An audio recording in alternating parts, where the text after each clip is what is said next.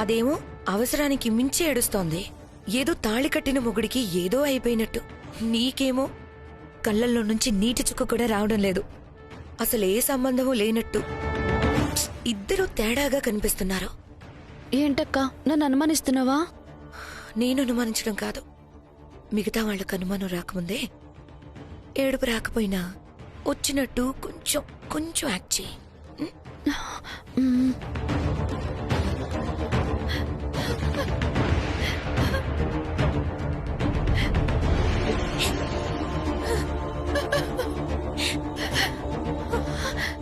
Doctor, ఇప్పుడు ఎలా ఉంది? ఎలా ఉంది డాక్టర్? మా బాబుకి ఎలా ఉంది చెప్పండి. మా ప్రయత్నం మేం చేశాం, కానీ కండిషన్ చాలా క్రిటికల్ గా ఉంది.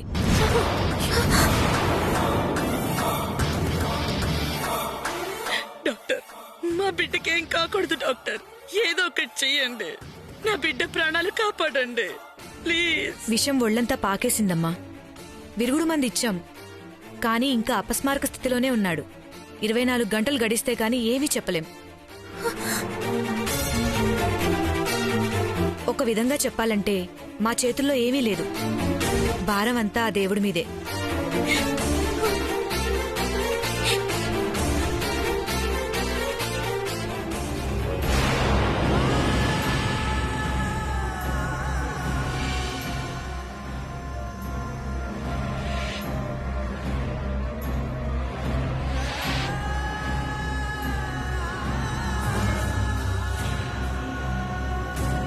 ఎక్కడికి వెళ్తోంది?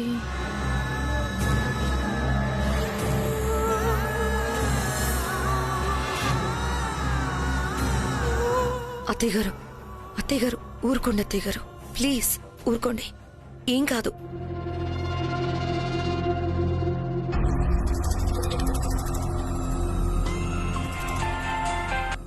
చెప్పండి మేడం. ఎక్కడున్నావు? ఇక్కడే మేడం, హాస్పిటల్ బయట. జానకి బయటకొచ్చింది. చంపైనా మేడం? చంపద్దు. ఎక్కడికి వెళ్తుందో చూడు. ముందు తనని ఫాలో అవ్వు, నాకు అప్డేట్ చెయ్యి. ఏం చేయాలో నేను చెప్తాను.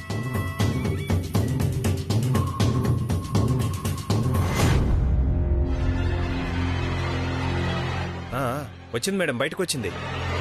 తన్నే ఫాలో అయ్యి మీకు ఫోన్ చేస్తాను. ఓకే.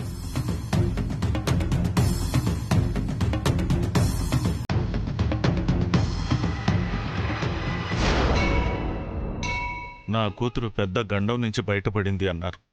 రూపం కూడా మారిపోయిందన్నారు. ఎంత ప్రయత్నించినా ఎక్కడుందో తెలియటం లేదు.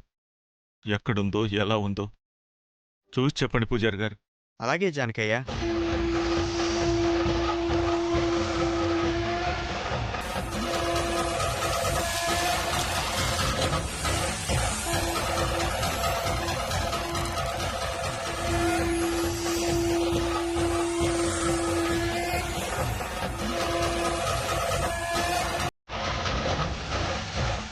నిజమే జానకి రామయ్య, పెద్ద ఆపద నుంచే బయటపడింది. ఇంకా మీ అమ్మాయి ప్రాణాలతో ఉందంటే అదృష్టమే. ఇప్పుడు నా బిడ్డ ఎక్కడుంది పూజారి గారు? ఎప్పటికి నా దగ్గరికి వస్తుంది? ఇంకా ఆపద పూర్తిగా తొలగిపోలేదు, వెంటాడుతూనే ఉంది.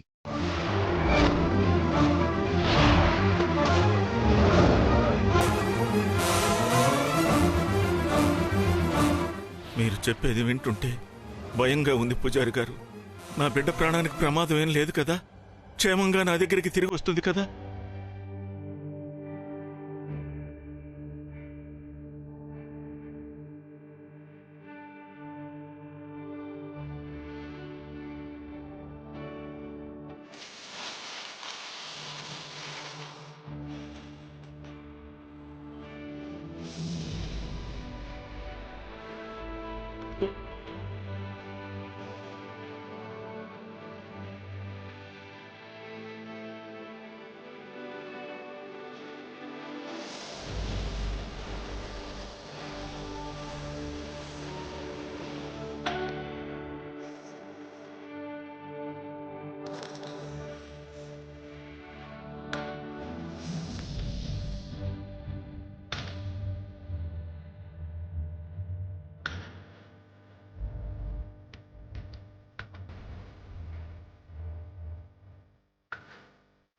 ఇంకొక గండ ఉంది.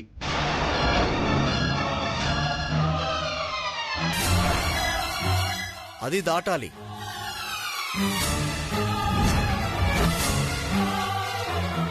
గండవా? దాని నుంచి ఎలా బయటపడాలి? ఏం చేయాలో చెప్పండి పూజారి గారు. మనం చేయడానికి ఏమీ లేదు జానకిరామయ్య. అంతా దైవం చేతుల్లోనే ఉంది. ఈ గండం గట్టెక్కాలని కోరుకో. మీ అమ్మాయి గడప దాటి మీ ఇంట్లో అడుగు పెడుతుంది.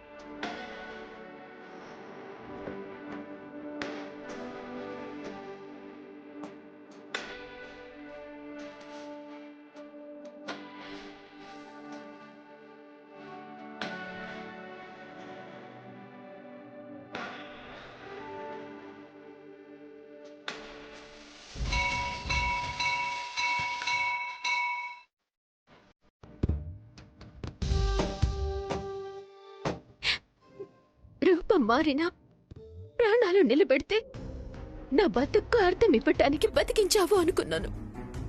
నా పుట్టుక గురించి తెలుసుకునే అవకాశం ఇచ్చావనుకున్నాను. కానీ ఉన్న బంధాల్ని దూరం చేయటానికైతే ఎందుకు నన్ను బతికించావు? చెప్పయ్యా, ఎందుకు నన్ను బతికించావు? నేను ప్రాణాలతో లేననుకొని ఆయన విషం తాగారంటున్నారు. అది విషం కాదని నాకు తెలుసు. కారణం ఏదైనా ఆయనంటూ ఉంటేనే నేను ఉండేది. కావాలంటే బదులుగా నా ప్రాణాలు తీసుకో. ఆయన ప్రాణాన్ని మాత్రం కాపాడు.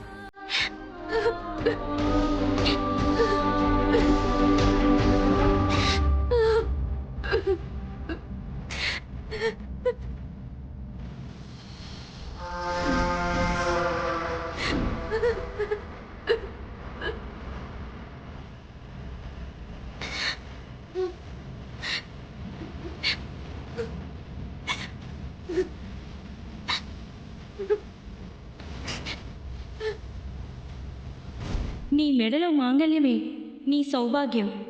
ఆలస్యం చేయకుండా వేసుకో, లేదంటే నీ 5వ తనమే దూరమయ్యే పరిస్థితులు వస్తాయి.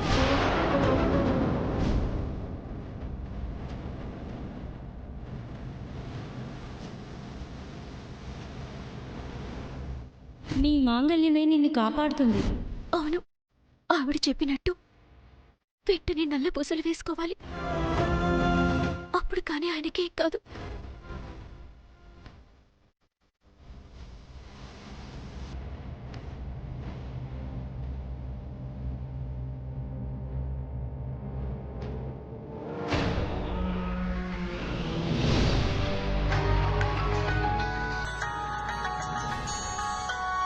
హలో మేడం, జానకి ఇక్కడ అమ్మవారి గుడికి వచ్చింది.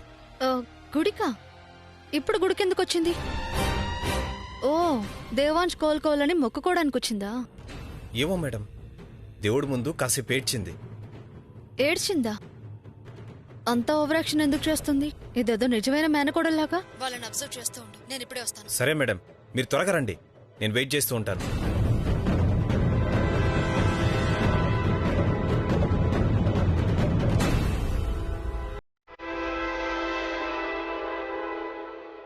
ముందు బొట్టు పెట్టుకో అమ్మా.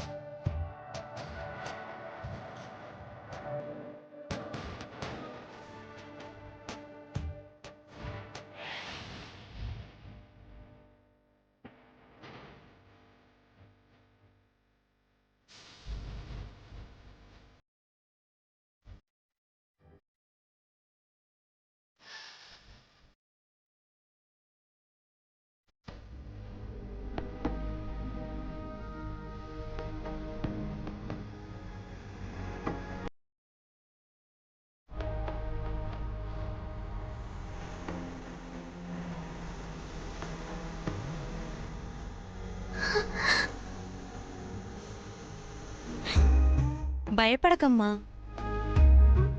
నీ మెడలో ఆ మంగళసూత్రం వేసుకో. నీ భర్తకి ఏ హాని కలగదు.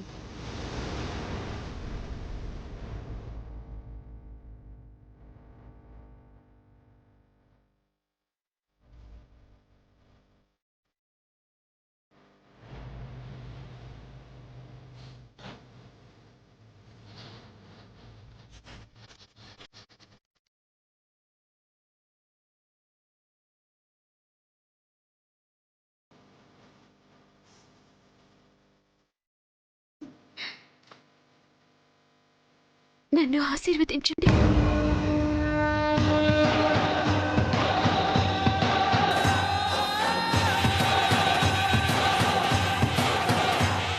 దీర్ఘ సుమంగళి భవ.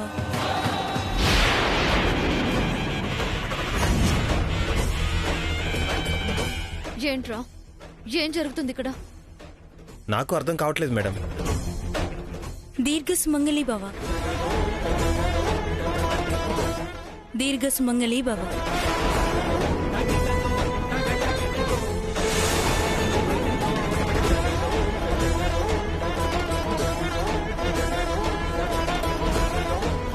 అదేంటి ముత్తైదువులందరూ ఆశీర్వదిస్తున్నారు? జానకి ఇక్కడుందేంటి?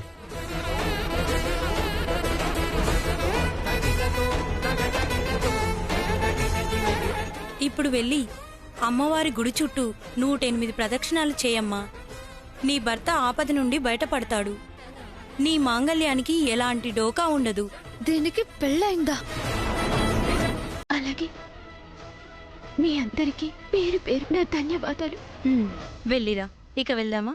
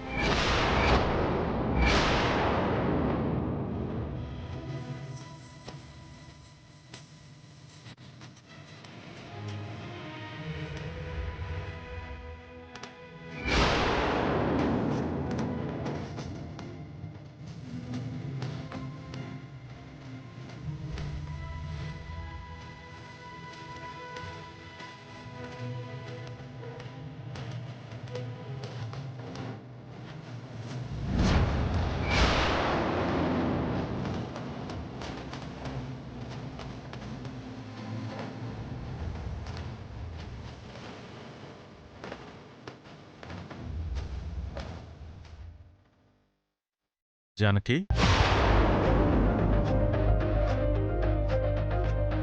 నువ్వు మంగళసూత్రం కట్టించుకోవటమేంటి? నీ భర్త ఏదో ఆపదలు ఉండటమేంటి? అసలు నీకు పెళ్లి కాలేదు కదమ్మా?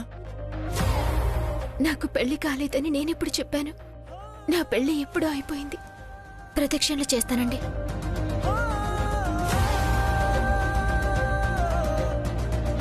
జానకి తాళిబుట్టు కట్టించుకోవటమేంటి? జానకి ఇంకా పెళ్లి కాలేదు కదా? పెళ్లి అయిపోయిందా?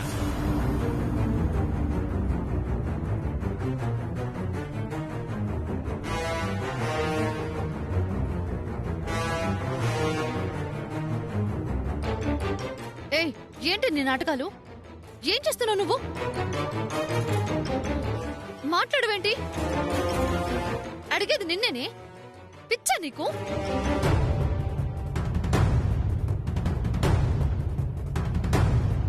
ఏంటి, నీ భర్త ఆపదలో ఉన్నాడా? అందుకని తాళి కట్టించుకుని ప్రదక్షిణాలు చేసి కోలుకోవాలని కోరుకుంటున్నావా? బావ నీ మెళ్ళో ఎప్పుడు తాళి కట్టాడే? అసలు అసలు నీకు మొగుడు ఎలా అవుతాడు? ఎలా అవుతారో నాకు తెలుసు. అదిగో ఆ అమ్మవారికి తెలుసు. నాకు బాగా తెలిసే నువ్వెందుకు ఈ నాటకాలు ఆడుతున్నావో. చిన్నప్పుడే దేవాంశ్ తన మరదల మెళ్ళలో తాళి కట్టాడు కాబట్టి ఇప్పుడు నువ్వు తాళి కట్టించుకుని మొక్కులు మొక్కేస్తే నువ్వే అసలైన మరదలవని మిగతా వాళ్ళంతా అనుకోవాలని నీ వెదవ ప్లాను. బావతో ఎప్పుడు తాళి కట్టించుకున్నావే నువ్వు? నేను రావడమే మెళ్ళో తాళితో వచ్చా. నువ్వొక్క మొక్కు మొక్కితే నేను 100 మొక్కులు మొక్కానని చెప్తా. అప్పుడు ఎవరి మాట నమ్ముతారు? కాబట్టే నువ్వు ఇలాంటి పిచ్చి పిచ్చి నాటకాలు ఆడుతున్నావు. మర్యాదగా ఆ తాళిటివ్వు.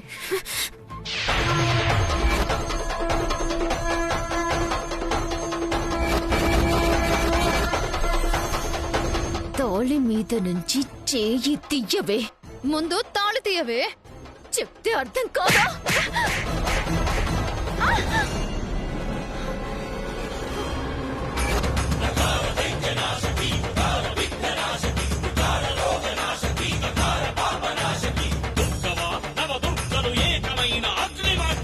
ఇంకొక్కసారి నా జోలికి వచ్చావో అమ్మవారికి యాటపోతుని బలిచ్చినట్టు నిన్ను బలి చేస్తాను.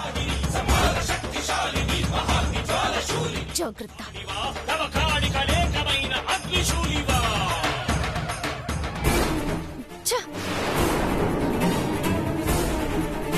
మేడం దాన్ని చంపేయమంటారా? చంపేయాల్సిందేరా. అది ఆ తాళిబొట్టుతో ఇంట్లో అడుగు పెట్టకూడదు. కానీ ఇప్పుడు కాదు. ఆ వైదేహి వాళ్ళ నాన్న ఇక్కడే ఉన్నాడు. ఆ జానకి ఆయనకి బాగా తెలుసు.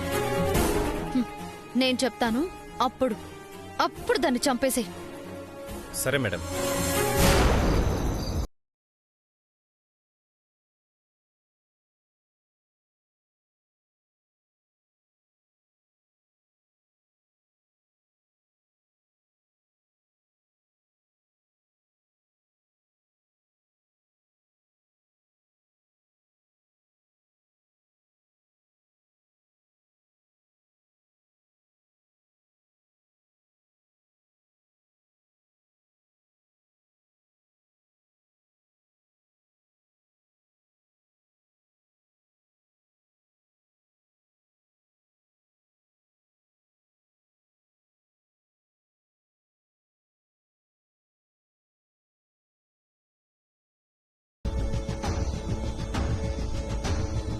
ఊర్మిళ చెప్పు. ఊర్మిళ తమ్ముడికి ఎలా ఉందో చెప్పు.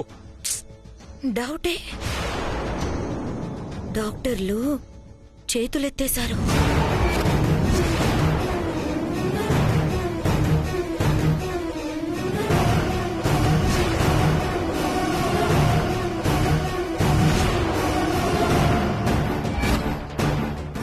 ఏంటి ఊర్మిళ? ఏం మాట్లాడుతున్నావు ఊర్మిళ? చెప్పు ఊర్మిళ, ఏం మాట్లాడుతున్నావు? ఎందుకు అరుస్తున్నారు? డాక్టర్లు చెప్పింది చెప్తున్నాను. బ్రతికే ఛాన్సే లేదు.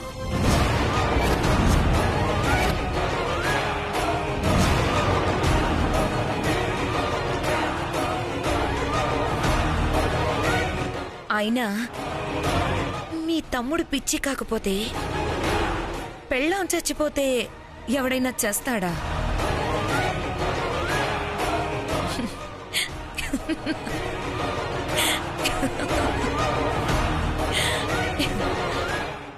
ఇప్పుడు మీరు కుర్చీలో పర్మనెంట్గా సెటిల్ అయిపోయారు అంటే మీరు ఉండి కూడా లేనట్టే కదా. అంత మాత్రాన నేను చచ్చిపోయానా లేదా ఎటైనా వెళ్ళిపోయానా? లేదు కదా. మరి మీ తమ్ముడికేం పోయే కాలం? ఊర్మిళ, నా తమ్ముడున్న పరిస్థితి ఏంటి? నువ్వు మాట్లాడేదేంటి? ఆ పరిస్థితుల్లో ఉన్నాడు కాబట్టే ఇలా మాట్లాడుతున్నాను మిస్టర్ లక్కీ. అయినా మీ తమ్ముడికి ఇది కావాల్సిందే. ఎవ్వరూ దొరకనట్టు ఒక అనాథని పెళ్లి చేసుకున్నాడు. అదేమో మీ తమ్ముణ్ణి అనాథలా వదిలేసి ఎక్కడికో వెళ్ళిపోయింది. ఇక్కడ మీ తమ్ముడు కుక్క చావు చేస్తున్నాడు.